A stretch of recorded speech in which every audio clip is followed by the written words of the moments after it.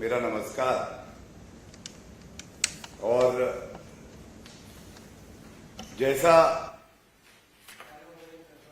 इससे पहले भी पुरजोर तरीके से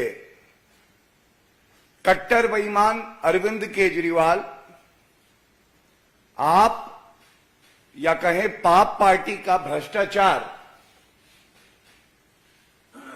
एक्साइज पॉलिसी जो कि लागू करके वापस ली थी, उसमें हम सब जानते हैं कि जांच एजेंसियों द्वारा गिरफ्तारियां भी हुई हैं और मीडिया के माध्यम से खबर आई है कि एक्यूज्ड नंबर 1 कट्टर बेईमान, और राजनीतिक इतिहास में कभी ऐसा होता है कि किसी प्रदेश के उप मुख्यमंत्री मनीष सिसोदिया से कल पूछताछ होनी है।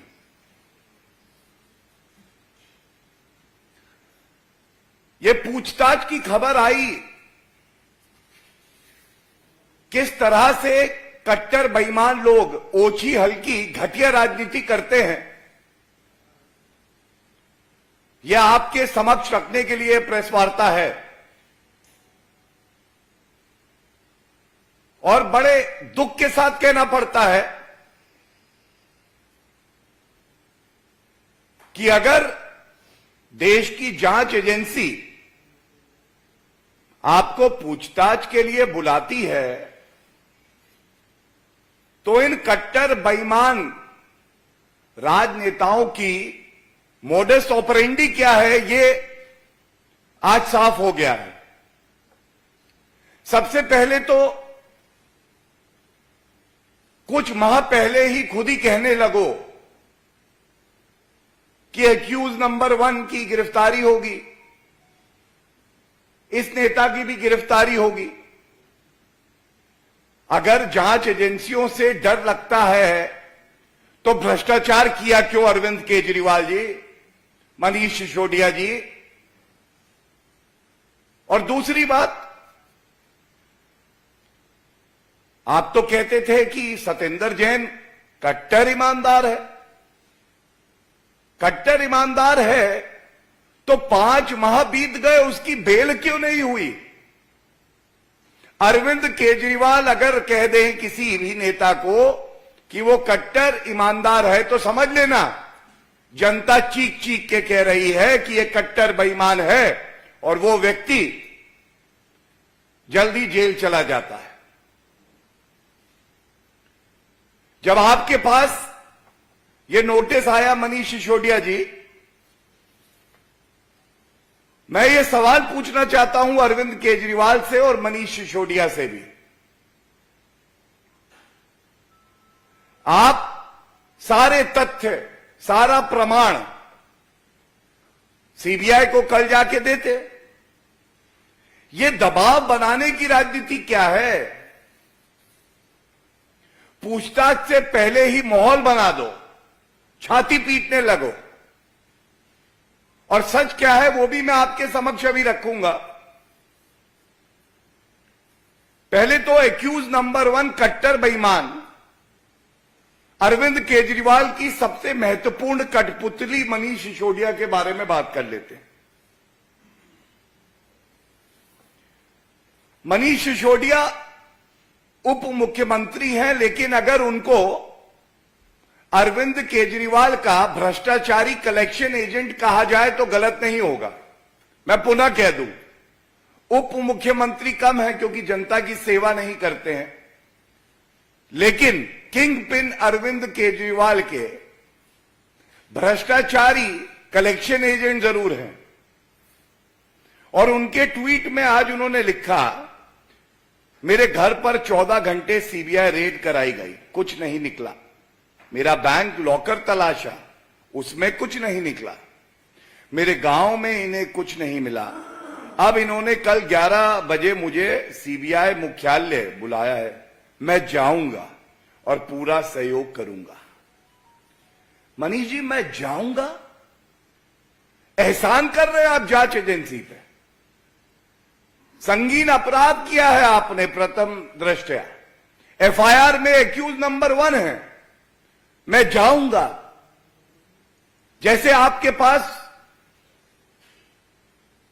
कुछ और करने के लिए चॉइस थी, आप अनिवार्य है कि वहां जाएं और किसी पे एहसान नहीं कर रहे हैं। अंत में लिखते हैं सत्यमेव जयते।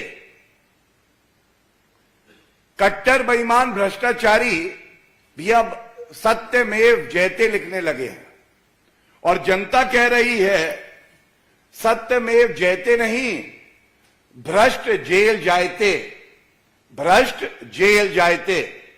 करोगे भ्रष्टाचार तो जेल ही जाओगे। ये जो नौटंकी है, छाती पीटना है, दबाव बनाना है, इसको बंद कर दो। अब अरविंद केजरीवाल जी भी आ गए। खुद की तुलना आजकल भगवान से करते हैं, ईश्वर से करते हैं, लेकिन आधुनिक युग का भ्रष्टाचारी कंस कोई है। कंस आप समझ गए ना? आधुनिक युग का भ्रष्टाचारी कंस कोई है तो वो अरविंद केजरीवाल ही हैं। इन्हीं के इशारे पे सारी कठपुतलियां इनकी तिजोरी भ्रष्टाचार के रुपए से भर रही हैं। और अरविंद केजरीवाल जी, आपको शर्म आनी चाहिए। आप अपने भ्रष्टाचारी मंत्रियों की तुलना वीर भगत सिंह जी से करते हैं, जिन्होंने देश के लिए अपनी जान दे दी, और आप लोगों ने भ्रष्टाचार कर करके जनता की जान में आफत की हुई है, और दोनों की तुलना करते हैं आप। और उसके बाद इनका भी एक ट्वीट आया है, विचित्र ट्वीट है, पता नहीं कौन आजकल कमीशन पे इनको सलाह देता है। जेल की सलाखें और फांसी का फंदा भगत सिंह के बुलंद इरादों को डिगा नहीं पाए। अच्छा, अरविंद केजरीवाल जी, ये तो भारत का कानून भ्रष्टाचार के लिए फांसी की सजा नहीं देता है। अगर देता होता तो कितने फंदे होते देखिए आप। ये आबकारी नीति का भ्रष्टाचार पहला फंदा, हवाला का भ्रष्टाचार दूसरा फांसी का फंदा, low floor DTC bus scam एक और फांसी का फंदा होता, वक्फ की जमीन भी आप बेच के वहां भी घोटाला करते हैं कट्टर बेईमान अरविंद केजरीवाल, एक और फांसी का फंदा। बच्चों के क्लासरूम बनाने में भी आप भ्रष्टाचार करते हैं, यह भी एक फंदा। टॉयलेट्स को क्लासरूम समझ लेते हैं।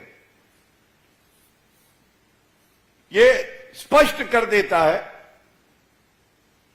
कि अरविंद केजरीवाल बहुत घबराए और डरे हुए हैं,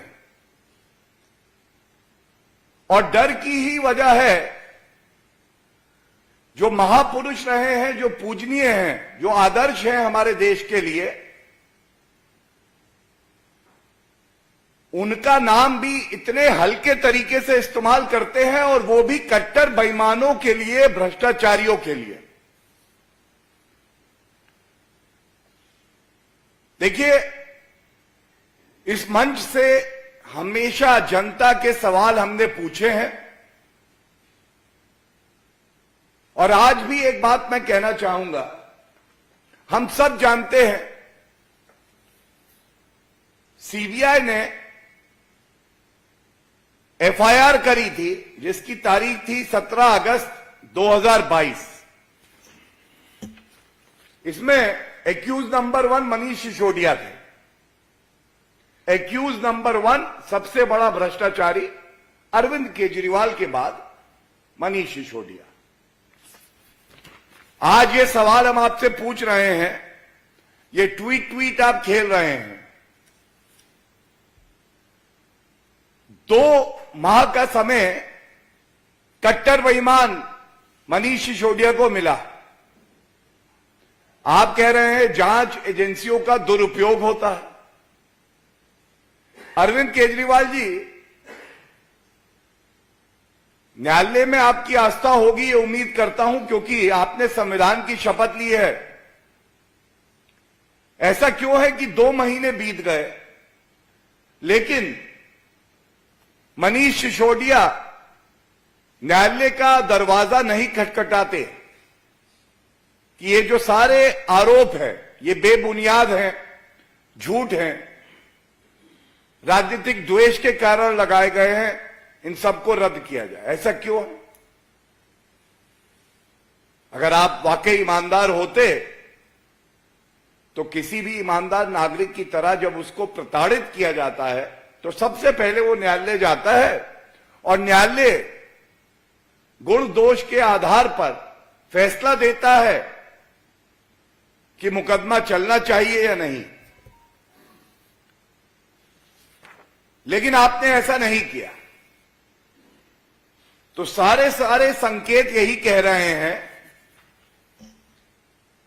कि जब आबकारी नीति की बात होगी, जिसको आप कहते थे बड़ी अच्छी नीति है और उसके बाद उसको वापस ले लिया, जिसमें हमने आपसे सवाल पूछा कि आपने अपने मित्रों के साथ जो भ्रष्टाचार किया, कमीशन को 2% से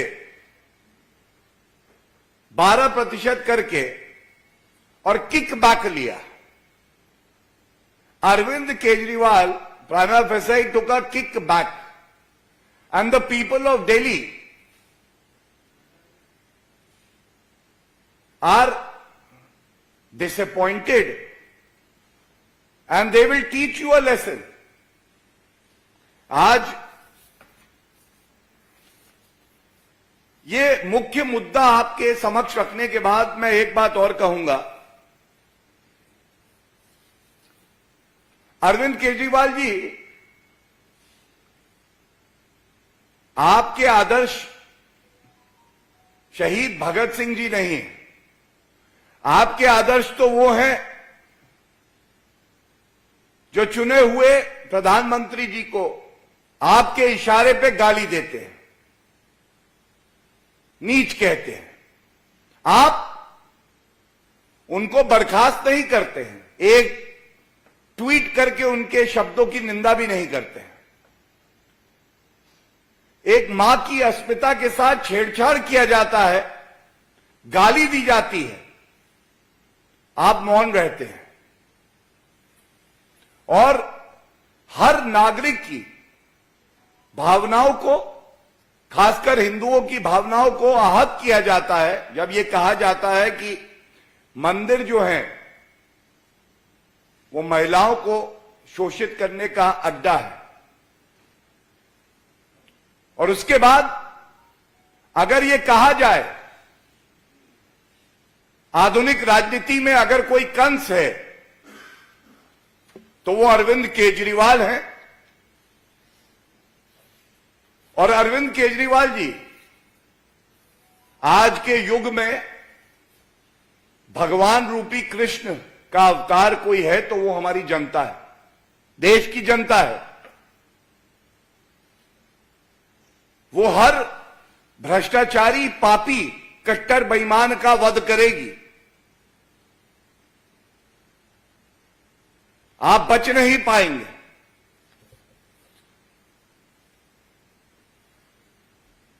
बस अंत इस बात से करूंगा, जांच एजेंसियों पर दबाव मत बनाइए,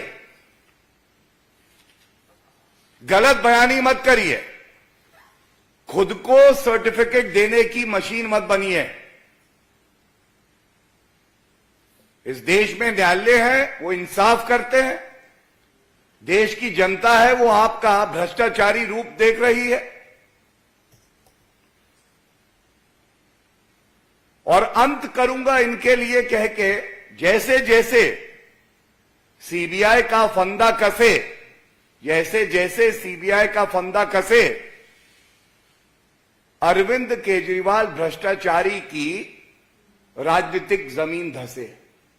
और इसीलिए आप तथ्यों पे ना बोलकर अनर्गल बातें करते हैं, जांच एजेंसियों पे दबाव बनाते हैं और जितने आपके नेता हैं आप ही के इशारे पे देश के चुने हुए प्रधानमंत्री को भी गाली देते हैं, एक महिला को गाली देते हैं, हिंदू समाज को गाली देते हैं। धन्यवाद। कोई प्रश्न हो तो पूछ सकते हैं।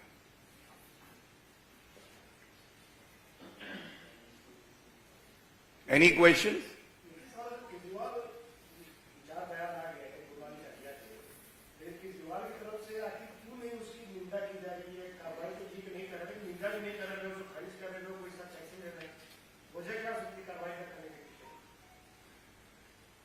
देखिए, अरविंद केजरीवाल जी के इशारे पे ही ये सब होता है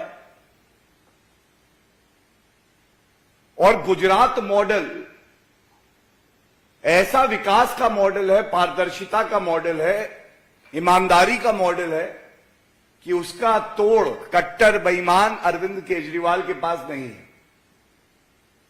और इसीलिए चाहे दिल्ली हो, चाहे पंजाब हो, चाहे वो जहां भी भ्रमण करते हैं, वो कभी दिल्ली मॉडल क्या है वो नहीं बताते हैं।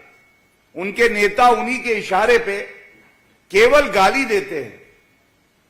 राजेंद्र गौतम को मत भूलिए, आज भी इस पापी आप पार्टी से वो निष्कासित नहीं किए गए। और मैं इतना ही कहूंगा, जैसा मैंने पहले भी कहा, आज के दिन जो हमारी जनता है, जो नागरिक हैं, यही भगवान कृष्ण के अवतार हैं। जो व्यक्ति भ्रष्टाचार करेगा, पाप करेगा, उसका वध कोई करेगा तो वो जनता करेगी।